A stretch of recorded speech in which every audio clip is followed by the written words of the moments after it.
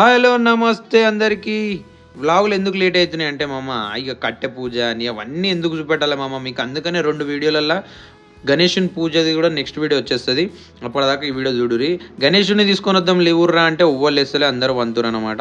గుడిసె కట్టి డెకరేషన్ వేసేసినాము. ఇక వినాయకుని తీసుకురానికి అందరం ఇక నైట్ బయలుదేరినాం అనమాట. దోస్తులు, ఫ్రెండ్స్, తమ్ముళ్ళు అందరితో పోయినాం.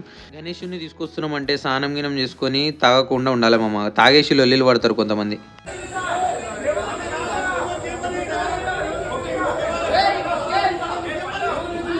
రోజు రోజుకి జనాలంతా ఎట్లా తయారవుతారో ఏందో ఏం అర్థమైతే. ఇక ఫైనల్గా మేము ఆటోనగర్ పోయినాం. ఆటోనగర్ పోతే గణేషులు ఏం లేవు. ఆ నుంచి సీదా నాగోల్కి వచ్చినాం. నాగోల్ పోయే రూట్లో మట్టి వినాయకుడు ఫస్ట్ టైం పెడతారు అనమాట. పోయి చూసినాం. అబ్బా నిజంగా బైత్రి ఉంది, నిజంగా మట్టి వినాయకులు పెట్టాలి. కానీ ఏం చేస్తాం, మనం పిల్లలు వినరనమాట, కలరే పెట్టాలంటారు.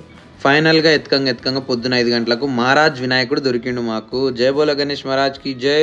మండపంలో కూర్చోబెట్టినాక వీడియో చేస్తా.